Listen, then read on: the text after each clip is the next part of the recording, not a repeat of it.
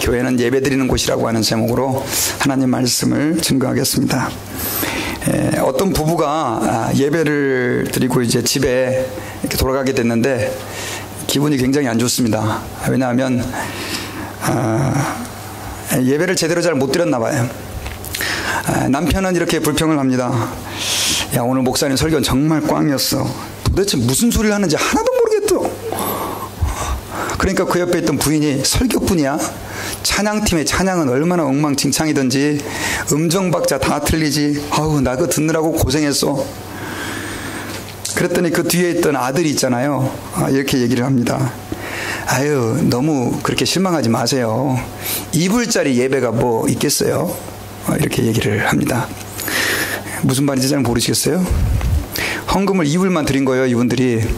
그러면서 그 아들이 뒤에다 이런 얘기를 했대요. 어저께 100불짜리 뮤지컬은 진짜 괜찮았는데.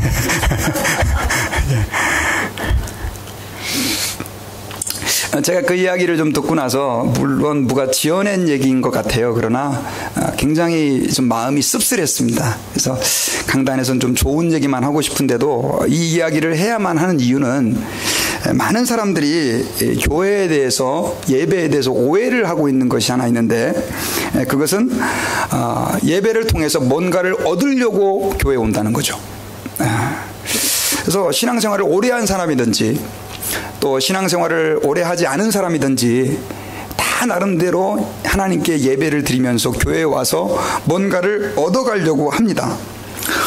특별히 조금 괜찮은 쪽으로 무언가를 얻어가려고 하는 사람들은 교회에 은혜를 받으러 옵니다. 그리고 목사님 말씀을 통해서 감명을 받고 뭔가 도전을 받으려고 와요. 아름다운 모습입니까? 틀린 모습입니까?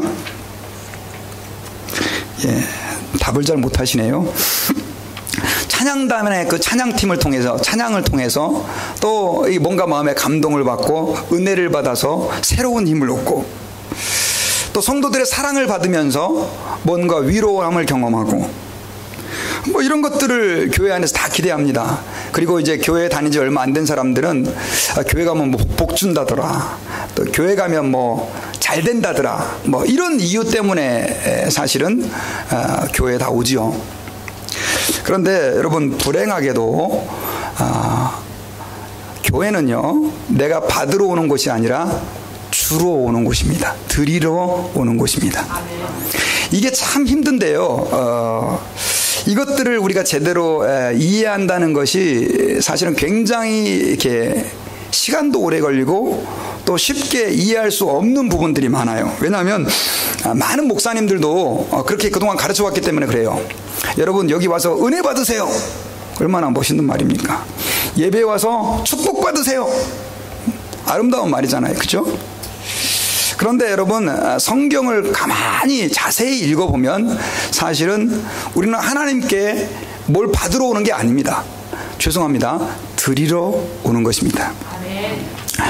그래서 여러분, 예배를 옛날에는요, 우리 어르신들이 교회 갈 때 다 이렇게 말했어요. 야, 우리 예배 보러 가자. 그리고 애들아, 우리 예배 보러 가자. 이렇게 다 얘기를 했잖아요. 근데 요즘에는 이제 그런 말 잘 사용하지 않죠. 뭐라고 얘기를 합니까? 얘들아, 예배 드리러 가자. 저는 예배를 본다, 또 드린다, 이게 뭐 별로 차이가 없는 줄 알았어요. 그런데 실제로 예배를 보러 와서 그냥 보고 가는 사람이 많아요. 목사님 설교하는 거 보고 가고, 찬양팀 찬양하는 거 보고 가고, 성도들 이 사람 저 사람 그냥 보고 가고. 그러다 보니까 이런 사람들의 문제점이 뭐냐면요, 예배를 보러 와서 제대로 못 보면 교회 다니기가 싫어지는 거예요.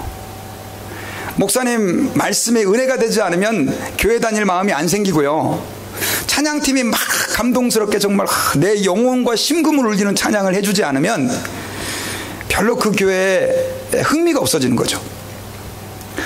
그러다 보니까 많은 교회들이 어떻게 하면 교인들이 더 즐겁게 설교를 들을 수 있을 것인가, 목사님들도 고민하고, 그 다음 또 찬양팀도 성도들이 은혜받게 아주 성가대도 너무나 잘 준비하고, 찬양팀도 열심히 연습해서 아주 멋지고 웅장한 찬양을 하려고 애를 쓰고 있어요.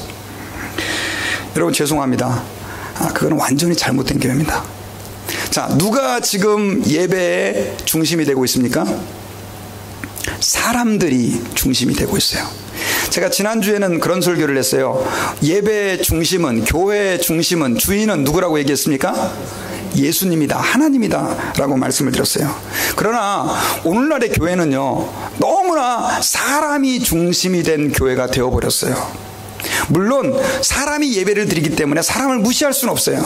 그러나 하나님을 고려하지 않는 예배, 하나님을 의식하지 않는 예배, 하나님께 드린다라고 하는 마음을 가지고 드리지 않는 예배는 죄송합니다, 더 이상 예배가 아니라고 하는 것이죠. 여러분, 오늘 본문은요, 우리가 설교를 몇십 번도 들었던, 우리가 잘 알고 있는 본문입니다. 예수님께서 사마리아 여자를 만나서 예배에 대해서 말씀하시는 내용이에요. 이 사마리아 여자는요, 지금 6번째 남자와 같이 살고 있습니다. 그 전에 남편이 5명이 있었어요. 이혼을 당했는지 아니면 이혼을 자기가 주도적으로 했는지 모르겠지만, 여러분, 오늘날도 만약에 이혼을 5번 했다 그러면 참 그거 부끄러운 거예요. 그렇죠? 근데 그 옛날 2000년 전에 이혼을 5번 했다라고 하는 것은 고개를 들고 사실 살 수 없었다라고 하는 상황이다, 이렇게 얘기해도 과언이 아니었어요. 그래서 이 여인은 사람들과 마주치기 싫어가지고요, 낮에 가장 햇빛이 뜨거울 때 사람들이 안 오는 시간에 우물에 와가지고 물을 이렇게 깃고 그랬었어요. 그런데 예수님께서 특별히 갈릴리로 가시는 그 길인데 내가 사마리아로 지나가야 되겠다, 이런 말씀을 하세요. 원래 유대인들은요, 그 사마리아를 우리나라가 일본을 싫어하는 것보다 더 싫어해가지고요, 그 땅 먼지 자체도 밟기 싫어가지고 이렇게 그냥 가로질러 가면 사마리아를 지나가는데 그 사마리아를 가로질러 안 가고 삥 둘러갔어요. 그 정도로 사마리아를 싫어하고 혐오했는데 예수님께서 뭐라고 말씀을 하셔요? 내가 사마리아로 지나가야 되겠다.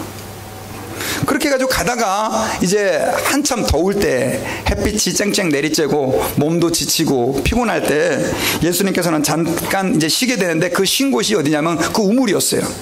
다른 사람들이 아무도 없는 그 우물에 아까 말씀드렸던 그 여인이 이제 물을 깃고 있는 것이죠. 예수님께서 그 여자에게 이렇게 부탁을 합니다. 물 좀 주세요, 이렇게 부탁을 했죠.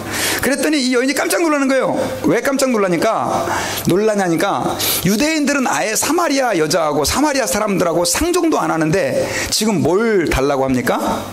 물을 달라고 하니까 되게 이상해가지고, 아니 어떻게 당신은 유대인인데 사마리아인 우리에게 물을 달라고 합니까? 그랬을 때 이제 예수님과 이런저런 얘기를 하면서 예수님이 이런 얘기를 했죠. 네가 지금 물을 달라고 하는 내가 어떤 사람인지를 알았다고 한다면은 영원히 목마르지 않는 물을 구했을 것이다, 이렇게 얘기를 하는 거예요.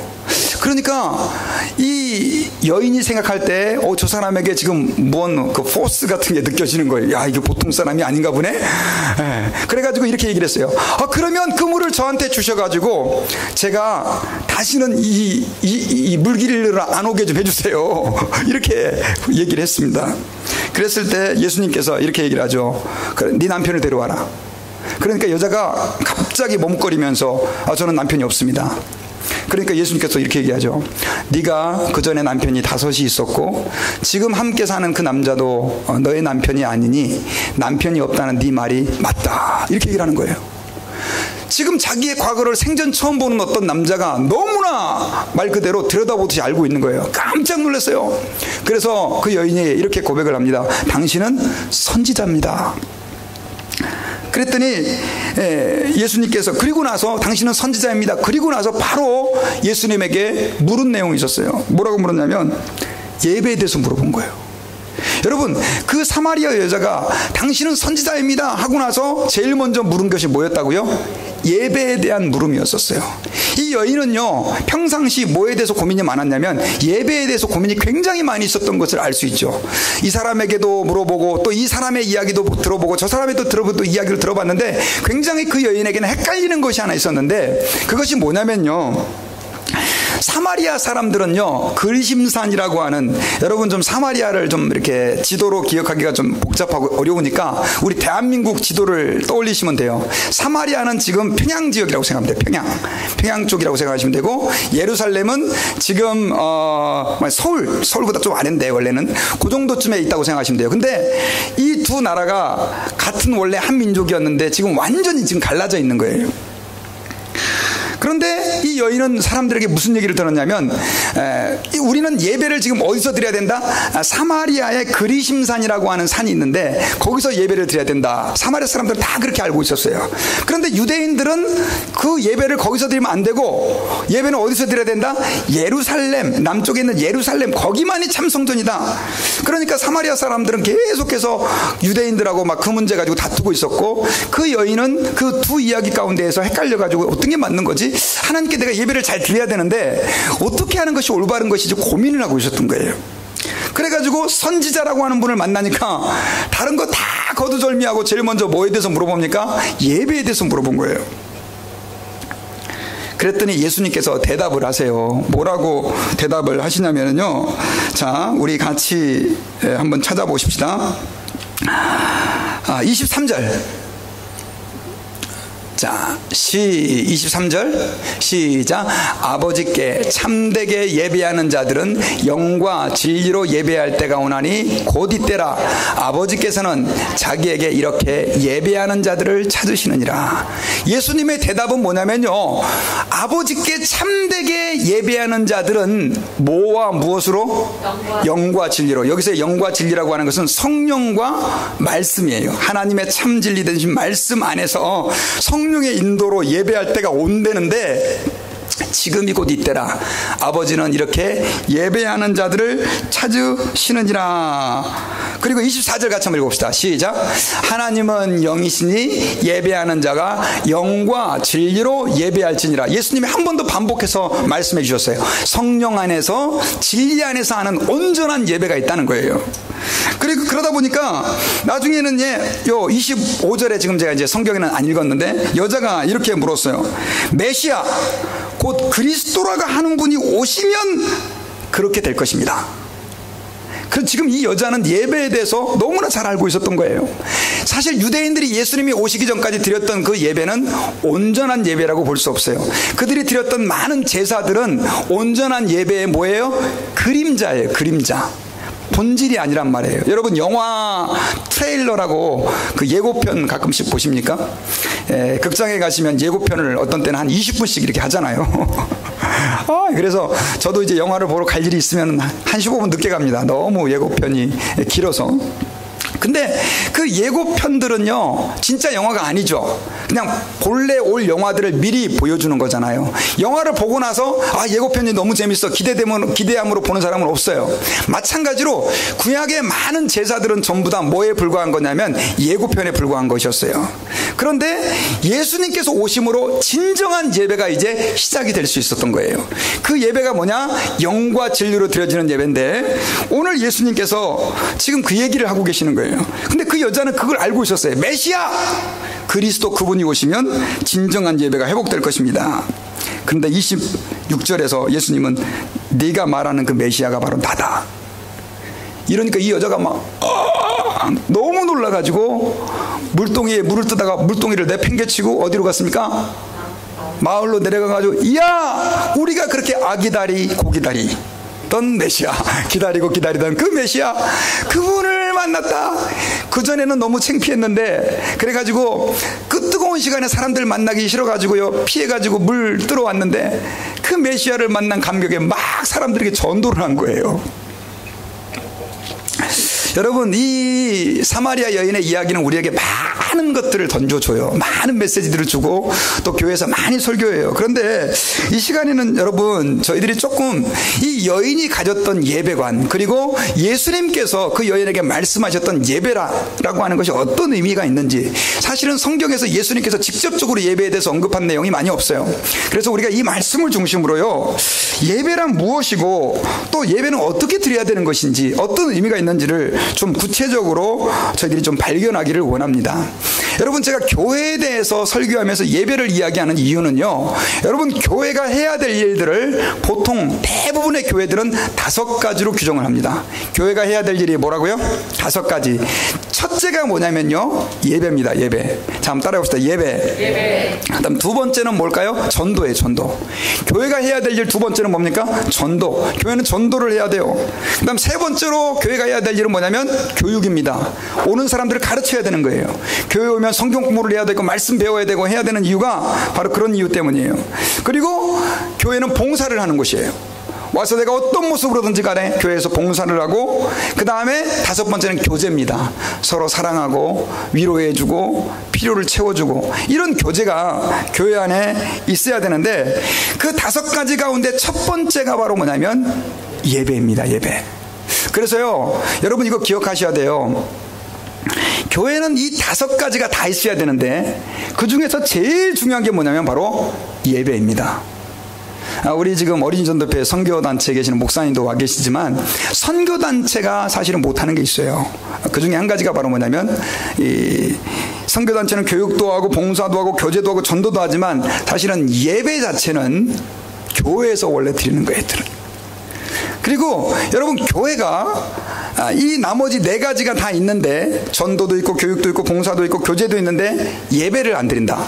그러면 그 교회는 교회라고 말할 수가 없어요. 그래서 교회에 있어서의 예배라고 하는 것은 가장 중요한 교회의 표지와 같은 거예요. 자, 그렇다고 한다면요, 예배라고 하는 것이 도대체 어떤 것이냐? 여러분, 우리는 지금 다 예배 드리러 나왔는데, 특별히 여러분, 예배라고 하는 것은 원래 의미가 어떤 뜻이냐면, 절하다, 몸을 굽히다, 엎드린다는 의미가 있어요. 절을 한다, 몸을 굽힌다, 엎드린다. 그래서 여러분, 내가 하나님께 예배를 드립니다. 그러면 그것은 내가 하나님께 뭘 한다? 절을 한다. 하나님께 몸을 굽히려서 엎드려서 하나님께 절을 한다는 의미가 있는 거예요. 그런데 저희들이 지금 실제로 예배 시간에 엎드려 절을 하거나 하지는 않죠. 그 대신 우리는 그 엎드려 절한다, 몸을 굽힌다, 이런 표현을 예배에 담아서 올리는 거예요. 그래서 여러분, 예배라고 하는 것은요, 구체적인 그 예배를 받으시는 대상이 있는 겁니다. 그 대상은 누구십니까? 삼위일체 하나님 되시는 그분이세요. 그 하나님 앞에 절하고, 그 하나님 앞에 몸을 굽히고, 그 하나님 앞에 엎드려 경의를 표하는 것, 최대한 내 자신을 낮추는 것, 요즘 말로 말하면 하나님께 인사드리는 것. 인사드린다는 표현이 이 예배하고는 같이 사용될 수는 없지만, 그런 의미가 바로 예배의 표현이다라고 하는 것입니다. 그러므로 여러분, 예배라고 하는 것은요, 아까 제가 서두에 잠깐 언급을 했지만, 절대로 사람을 위한 것이 되어서는 안 된다는 거예요. 예배는 누구를 위한 것이다? 철저하게 하나님을 위한 것이다 라고 하는 것입니다. 자, 예배에 내가 뭔가를 받으러 간다. 저는 여러분 이렇게 믿습니다. 하나님께서는요, 예배를 통해서 우리에게 많은 것들을 주세요. 어떤 사람은 물질의 축복도 주고요, 또 어떤 사람은 병이 나서 건강의 축복도 받고, 예배를 통해서 어떤 사람은요, 마음의 평강도 얻습니다. 또 기쁨도 얻고요, 많이 얻어요, 받아요. 그러나 그것은 예배를 드리고 나서 하나님이 주실 수 있는 하나의 축복이지, 그것이 예배의 목적은 아니라는 거예요. 여러분, 예배라고 하는 것은 그래서 1차적으로 누구를 위한 거냐? 저를 위한 것도 아니고, 여러분들을 위한 것도 아니고, 우리 성도들을 위한 것도 아니고, 오직 누구를 위한 것이에요? 하나님을 위한 것이 예배다라고 하는 것입니다. 로마서 12장 1절에서는요, 그래서 우리에게 우리의 몸을 하나님이 기뻐하시는 거룩한 산제사로 드리라, 이렇게 얘기하고 있어요. 여러분, 예배는요, 자, 우리의 몸을 하나님께 드리는 거예요. 여러분, 구약시대 때는요, 하나님께 제사를 지낼 때 어떻게 제사를 지냈습니까? 예배를 시작하자마자부터 눈을 감고 너무나 은혜를 많이 받으셔가지고 묵상하는 분들이 계신데, 묵상은 이제 끝나고 또 기도 시간이 있으니까 그때 하시고 저를 좀 바라보시면 좋겠습니다. 예.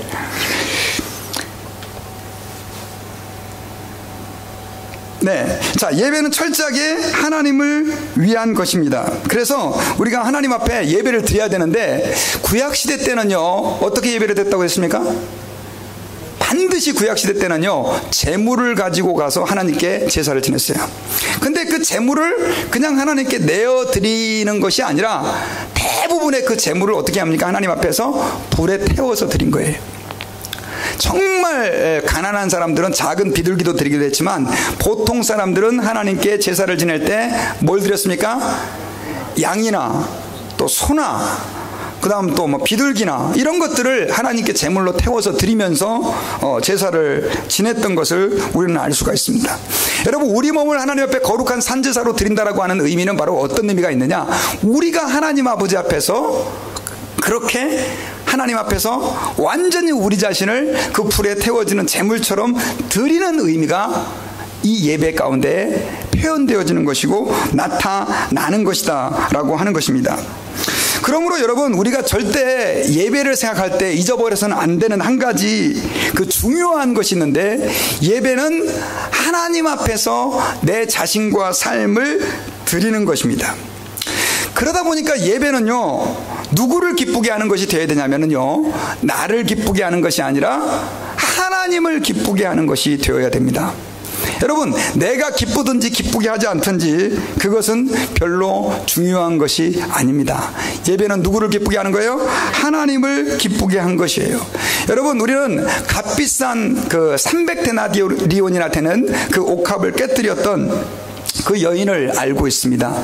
그 여인은 예수님께서 베풀어 주신 은혜가 너무 고마워가지고 그 향유 나들을 자그마치 300데나리온이니까 지금으로 따지면 그 10,000불이 넘는 아주 비싼 그 향유를 깨뜨려가지고 어떻게 합니까? 예수님에게 붓고 눈물로 발을 씻기고 이런 어떤 행동을 했죠. 예수님께서 굉장히 기뻐하셨습니다. 사람들은, 특별히 가룟 유다는요, 지금 저 여자가 낭비했다라고 얘기를 했지만, 예수님은 아니다, 이 여자는 나를 기쁘게 했고 그 다음 또 나의 장례를 예비한 것이다. 복음이 증거되는 곳마다 이 여자의 행한 일을 너네들은 같이 전파해라, 이런 말씀까지 해주셨던 것을 저희들이 기억합니다. 여러분, 그래서 우리는 예배는 하나님 아버지 앞에서 하나님을 기쁘시게 해드리는 것이라고 하는 사실을 잊어버리면 안 되는 거예요. 나를 기쁘게 하는 게 아니라 누구를? 하나님을 기쁘시게 해드리는 거예요. 그러다 보니까 여러분, 우리가 진정으로 하나님 아버지 앞에서 하나님을 기쁘시게 하기 위해서 예배를 한다고 한다면은 사실은 우리의 예배의 모습이 달라질 수밖에 없는 것이죠. 사람을 기쁘게 하려고 한다면요, 얼마든지 우리는 사실 대충 아무렇게나 해도 물론 그거 가지고 속상한 사람들도 있겠지만 그 큰 문제가 없죠. 그러나 하나님을 기쁘시게 하는 예배를 드린다라고 하는 차원은 개념이 좀 많이 달라지는 것을 알 수가 있습니다. 그래서 여러분, 저희들이 하나님 아버지 앞에서 예배를 생각할 때마다 이것은 누구를 기쁘시게 해드리는 거예요? 하나님을 기쁘시게 해드리는 것이다. 그러다 보니까요, 예배는 아까 제가 하나님 아버지 앞에서 드리는 것이 전제되어야 한다는 것을 절대로 잊어버리면 안 됩니다. 여러분, 지금 한국이 아니죠, 브라질에서 지금 올림픽이 열리고 있습니다. 그죠? 리우에서. 그리고 뉴스를 보니까 지금 양궁 남자 그 팀이 벌써 금메달을 따가지고 어저께 보니까 세계 3위예요. 아유, 얼마나 뿌듯하고 자랑스러운지 모릅니다. 그리고 축구를 했는데 피지라고 하는 나라에 8대0으로 이렇게 이겼어요. 와, 막 2분 동안 3골이 터지고 얼마나 감사했는지 몰라요. 근데 여러분, 이렇게 먼 나라에서 그 축구를 해도 한국에서요, 뭘 보냅니까? 응원팀을 보내잖아요. 응원팀. 제가 여러분, 예배에 대해서 우리가 어떻게 이해하는 것이 좋을까 이런 생각을 해봤는데, 사실은 여러분, 우리가 하나님 아버지 앞에서 예배자로 선다라고 하는 의미는 어떤 의미가 있느냐, 내가 그 올림픽 경기를 즐기기 위해 가는 게 아니라, 내가 그 올림픽을 통해서 즐거움과 기쁨을 내가 성취하기 위해 가는 게 아니라, 그 먼 거리를 떠나는 응원단원들은 누구를 위해서 떠나는 겁니까? 선수들을 위해서요. 그렇죠? 그 사람의 목적은 자기가 아니라 누구예요? 선수들이잖아요. 그러니까 여러분, 그 사람들은 가가지고 날씨가 덥든지 날씨가 춥든지 상관없이 열심히 다해서 그 선수들을 격려하고 응원을 하게 되죠. 근데 여러분, 이 두 사람 똑같이, 그러니까 예를 들면은 그 브라질의 리우에 아까 응원단으로 간 사람이 한 그룹이 있고 그냥 내가 즐기기 위해서 간 사람이 있다고 칩시다. 근데 이 두 사람이 거기서 경험하는 감정은 완전히 달라요. 왜 다르냐면은요, 여러분, 응원단으로 간 사람들은요, 선수들이 가가지고 경기를 잘 못한 거예요. 예를 들면 좀 시원찮게 했어요. 그러면 어떤 마음이 들어요? 야, 저 사람 너무너무 지쳐있구나, 우리가 더 응원해야지, 이런 마음들을 가지고 오히려 그 사람을 더 걱정하고 염려해 준단 말이에요. 그러나 내가 즐거움을 위해서 비싼 비행기표 얻어가지고, 야, 이번에 올림픽 때 내가 진짜 뭔가 짜릿함을 경험해야지. 근데 이 경기 선수들이 막 경기하는 것도 마음에 안 들고 영 시원찮아요. 그러면 어떻게 해요? 아유, 이거 돈 이거 괜히 다 버렸네, 이거 내가 이거 뭐하러 미쳤지 여기까지 와가지고, 그런 생각이 들지 않겠냔 말이에요. 여러분, 제가 왜 이런 말씀을 드리느냐면요, 예배라고 하는 것은요, 사실은 내가 포커스가 아니라 하나님이 포커스이기 때문에 우리는 철저하게 하나님께만 영광을 올려드려야 된다라고 하는 거예요. 그래서 예배는요, 특별히 이 드림에 있어서 몇 가지 형태로 표현됩니다. 그 첫 번째가 바로 뭐냐면요, 찬양입니다. 찬양. 자, 여러분, 교회에 와서 우리는 뭘 드립니까? 찬양을 드립니다. 세상 사람들은요, 노래를 드리지 않아요. 세상 사람들은 노래를 어떻게 합니까? 부르죠. 세상 사람들은 노래를 불러요. 노래를 왜 부릅니까? 대부분 다 나를 위해 부르죠. 그렇죠? 마음이 울적하고 할 때 노래 부르면 막 위로가 많이 되잖아요. 저는 그 노래 그 참 좋은 기능들도 많이 있다고 생각해요. 그래, 노래를 사람들이 굉장히 많이 좋아하고, 특별히 젊은이들은 막 귀에다 아예 꽂고 그냥 살잖아요. 밤에 잠들 때까지 계속 노래 들으면서. 근데 여러분, 교회에 와서 부르는 노래는요, 죄송합니다, 1차적으로 예배 시간에 부르는 노래는 여러분들을 기쁘게 하기 위해 부르는 노래가 아니라 누구에게 드리는 노래입니까? 하나님께 드리는 노래라는 거예요.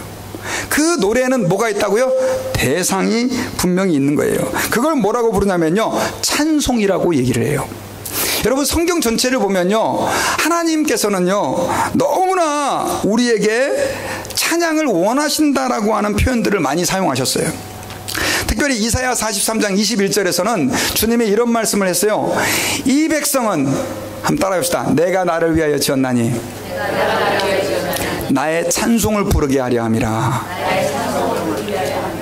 여러분, 주님이 하나님의 백성들을 왜 지었느냐? 그들이 나의 뭘 부르게 하기 위해서?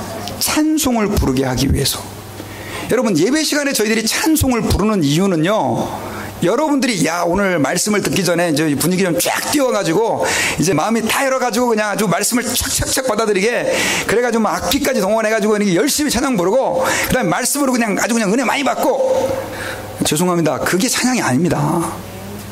찬양은요, 특별히 우리가 먼저 예배 시간에 찬양을 부르는 이유도, 구약의 예배 때 그들은 하나님 앞에 나아갈 때 먼저 뭘 했냐면 찬양을 했어요.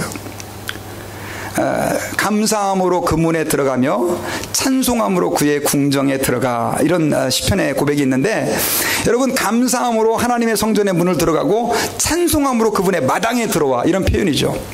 그러니까 우리가 하나님 앞에 예배 가운데 찬송을 부르는 이유는 뭐냐면, 이제 내가 한 주 동안 좀 이렇게 노래도 못 불렀는데 교회 와가지고 한번 좀 이렇게 분위기 쇄신하기 위해서 하는 게 아니라, 결국은 우리의 왕 되신 하나님, 또 온 우주의 주인 되신 그 하나님 아버지 앞에서 우리의 마음을 쏟아서 하나님을 높여드리는 그 노래를 누구에게 드리는 겁니까? 하나님께 드리는 거예요. 그래서 제가, 우리 목사님도 찬양인도 지금 열심히 너무 뜨겁게 잘하고 계신데, 찬양곡을 뽑을 때 곡목을 잘 선정해 주십시오. 제가 늘 이런 얘기를 해요.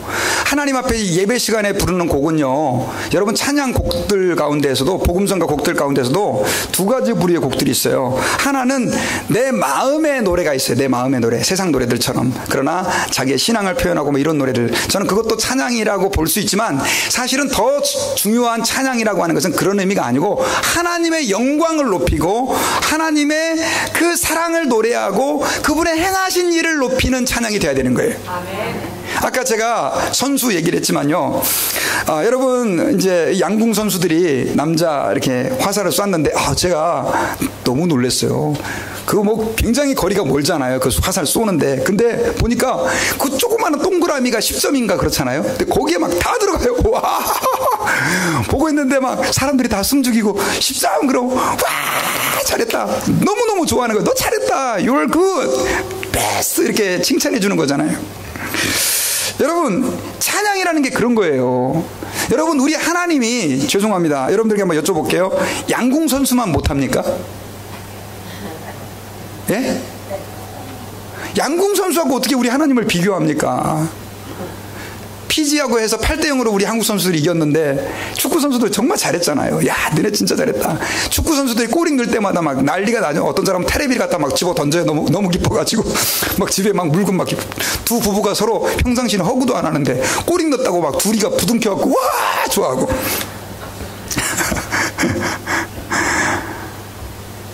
너무 기쁜 거죠. 잘한 거죠.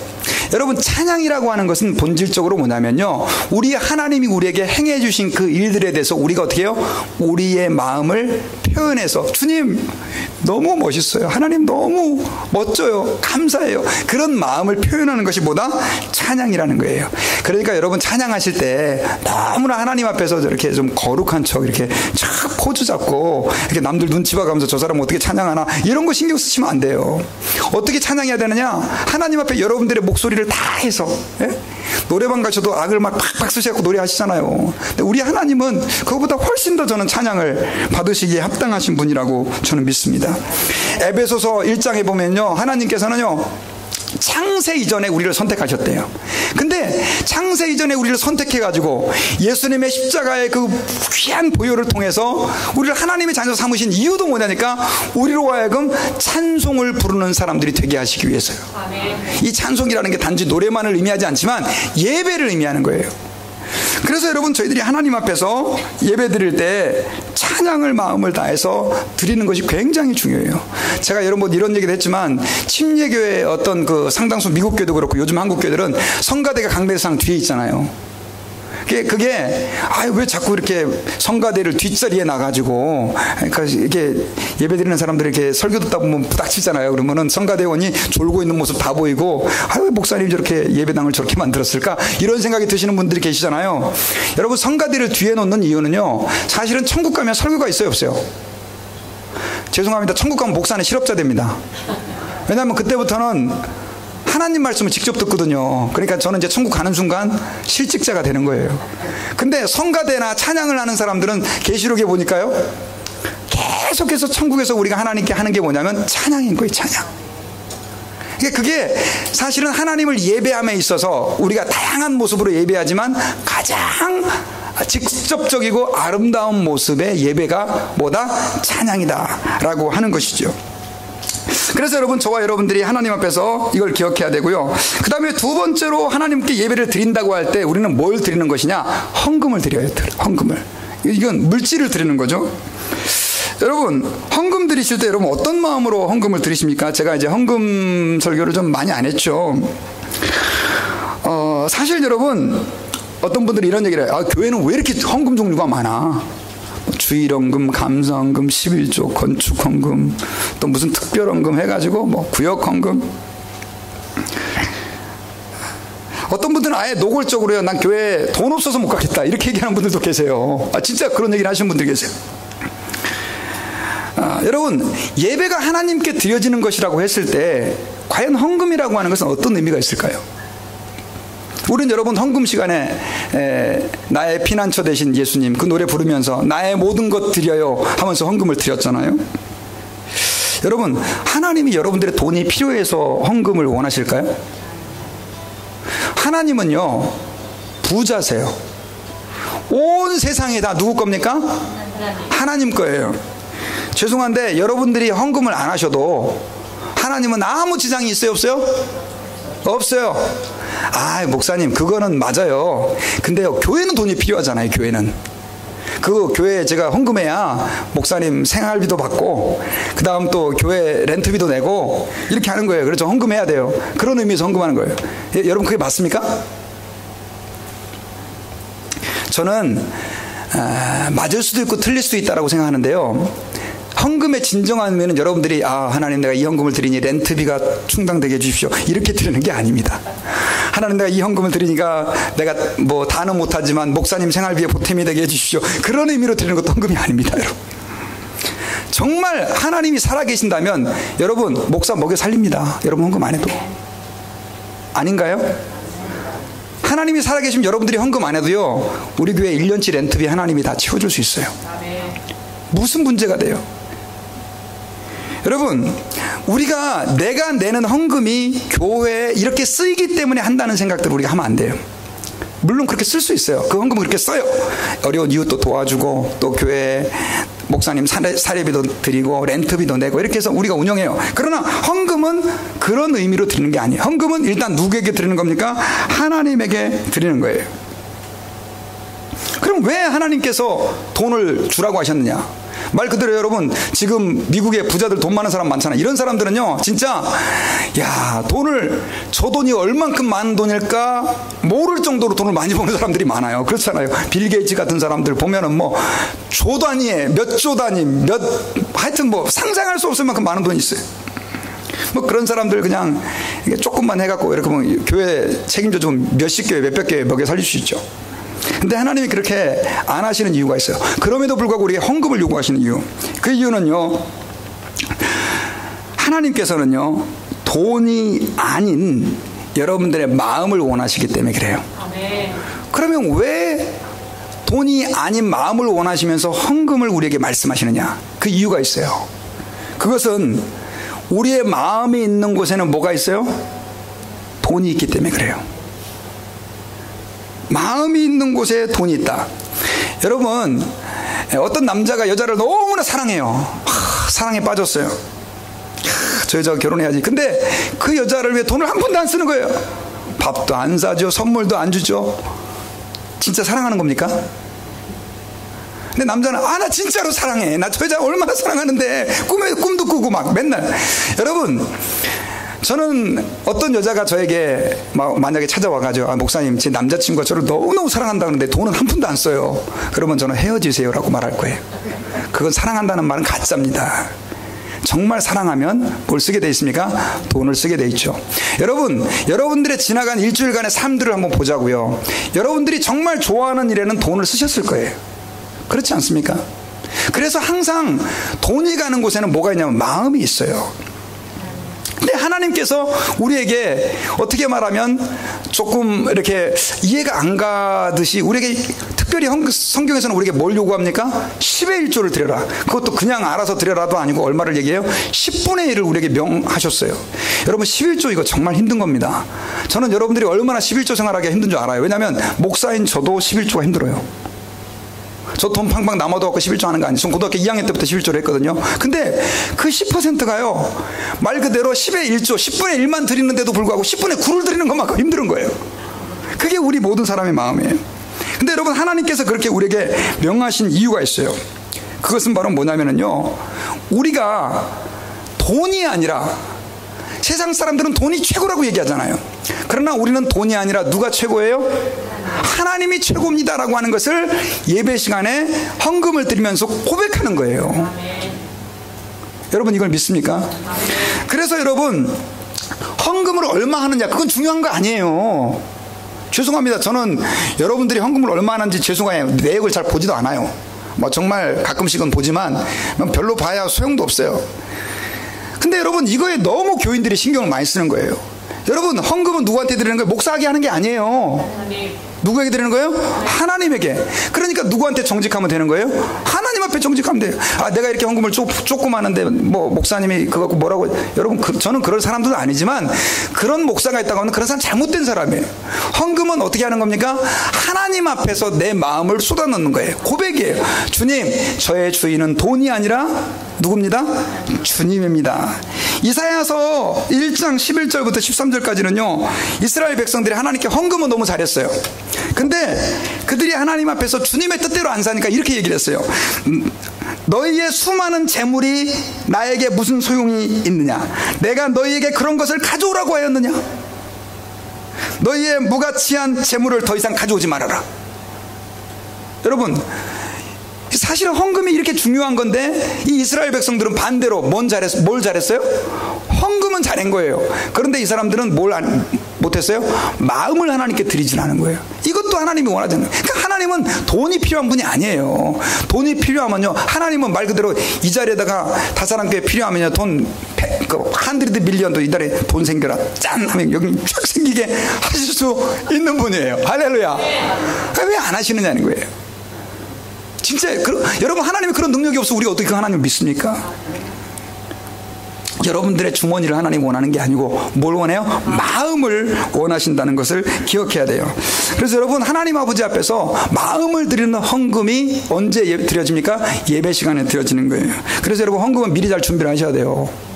아유, 그냥 예배 시간에 가가지고, 아이고, 이거 오늘 헌금 잊어버렸네. 급하게 해가지고 막, 집사님 좀 돈 좀 줘봐. 빨리 해가지고. 그렇게 해가지고 헌금하고. 여러분, 그거 하나님 기뻐하는 거 아니에요.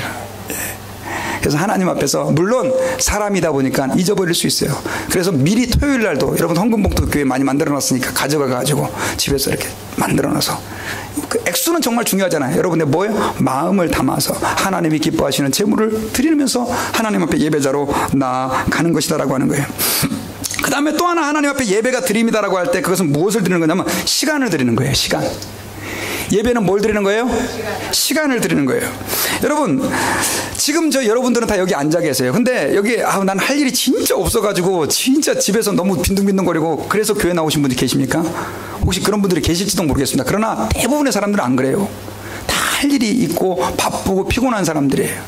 어저께 제가 자동차가 타이어가 하이웨이에서 빵꾸가 났어요. 퍽 터졌어요. 그래서 이 밖에서 공사하나? 그런 줄 알았는데 나중에 좀 한참 지나니까 이 자동차에 그 타이어 그 불 있잖아요. 그 계기판에 불이 떡 들어오는 거예요. 그래서 근데 핸들도 이게 안 흔들리고요. 그게 괜찮아요. 그래서 타이어가 뭐가 문제가 있나? 그래서 하여튼 H마트까지 쭉 끌고 가가지고 주차장에다 파킹을 딱 해놓고 보니까 뒷타이어가 터져버렸네요. 완전히 그냥 바람이 하나도 없어요. 그래가지고 이제 그 뒤에 그 트렁크 뚜껑 열어가지고 이렇게 하여튼 해서 이렇게 잭기를 올리려고 그랬는데 이게 돌리는 게 또 없는 거예요. 그래가지고 그 더위에 막, 그래서 나중에는 그 아줌마 식당에 가가지고 아저씨 이렇게 이거 돌리는 거 좀 없냐 그랬더니 그분이 와가지고 드라이버 같은 거 있잖아요. 그런 걸로 그렇게 돌리니까 돌아가져요. 그래서 내가 왜 그걸 몰랐죠 해서 하여튼 어쨌든 위기를 극복하고, 그리고 이제 나중에 또 이제 와서 타이어 어떻게 수리를 하고, 그래서 제가 떼약볕에서 고생을 좀 많이 했어요. 너무너무 저녁에 피곤해가지고 하여튼 힘들었어요. 오늘 아침까지 좀 피곤한데, 근데 제가 아침에 그런 생각을 했어요. 야, 그거 했다고 네가 피곤하면 교인들은 어떻게 되는 거냐, 이런 마음이 드는 거예요. 아이고, 이런 한심한 놈, 그런 마음이 생겨요. 여러분, 정말 일주일 동안 뜨거운 데서 얼마나 고생하시고 일하세요. 주일날 좀 늘어져서 쉬고 싶지 않으시냐고요. 그런데 지금 여러분들이 여기서 뭘 드리고 계세요? 시간을 드리고 계시잖아요. 시간을. 그 시간을 누가 받으세요? 하나님이 받으신다는 거예요. 그래서 여러분, 우리는 하나님 앞에서 이 드리는 시간을 소중하게 생각해야 돼요. 어떤 분들은 하나님 앞에서 그 시간을 드리고 싶으면 드리고 말고 싶으면 말고, 여러분 아니에요. 하나님께서 지금 우리가 함께 다사랑교회 공동체는 11시부터 시작해서 한 12시 반까지 예배하는 이 시간으로 하나님이 받으시기로 기대를 하고 계세요. 그러니까 우리가 하나님 앞에서 그 시간을 기다리시는 하나님 앞에 어떻게 해요? 마음을 다 드릴 수 있어야 돼요. 어떤 분들은 여기 와 앉아 계시지만 계속 그냥 주무시는 분이 계세요. 정말 너무 피곤하고 힘드시고, 또 성경에서는 사랑하는 자에게 뭘 주신다?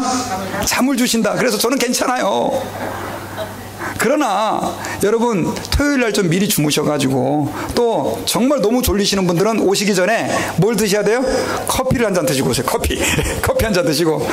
왜냐하면 1시간 하나님께 드리는데, 하나님 앞에서 예배 드리는데 하나님 안녕하세요 구박 이러면 안 되잖아요, 우리가요.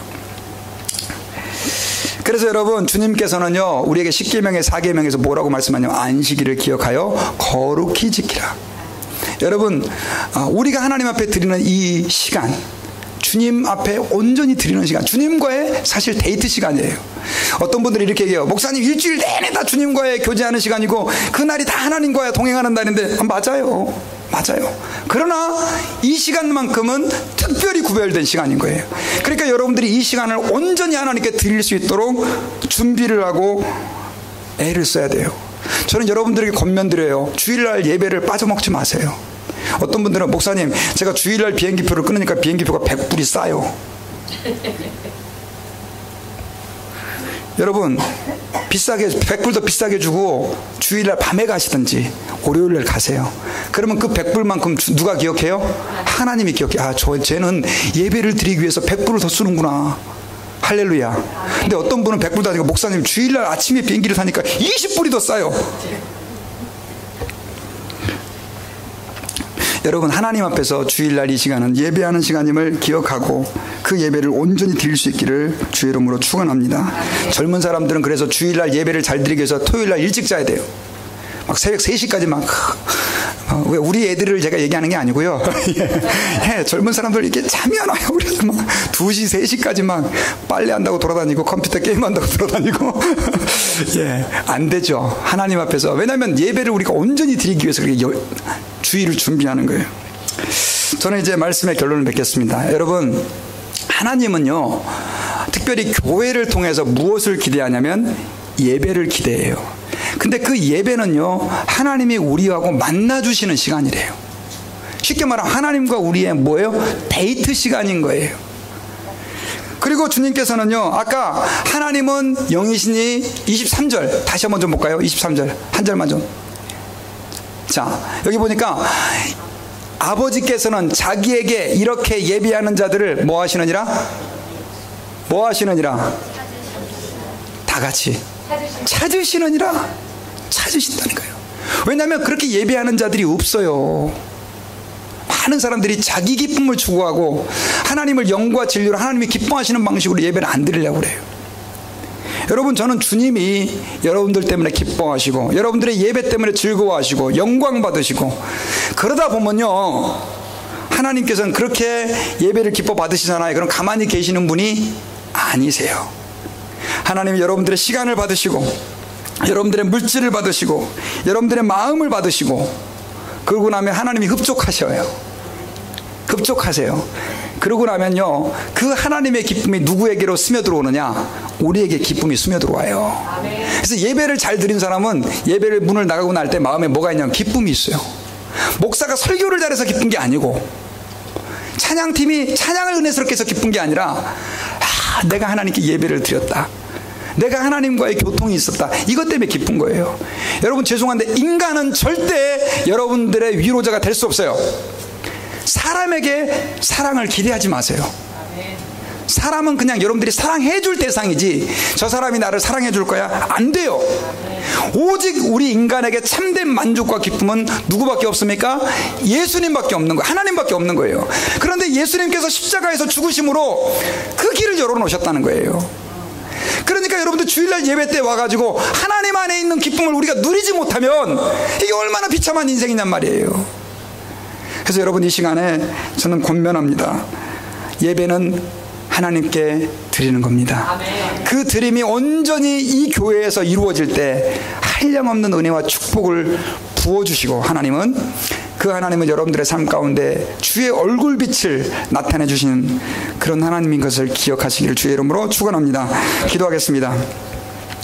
아버지 감사합니다. 오늘 말씀을 통해서 저희들이 하나님께 드리는 예배가 어떤 것인지를 깨닫게 하심을 감사합니다. 주님, 우리의 예배를 주님이 받으신다고 할 때 우리가 마음과 뜻과 정성을 다해서 하나님께 예배하게 하시고 우리의 모든 마음들이 주께 온전히 연락될 때 하나님 저희들로 인하여 기뻐하시고 즐거워하시고 영광 받으시고 우리 다사랑교회 예배가 정말 하나님이 임재하시는 기쁨과 감사가 가득한 예배가 될 수 있게 역사해 주옵소서. 아멘. 감사하고 예수님의 이름으로 기도하옵나이다. 아멘. 아멘.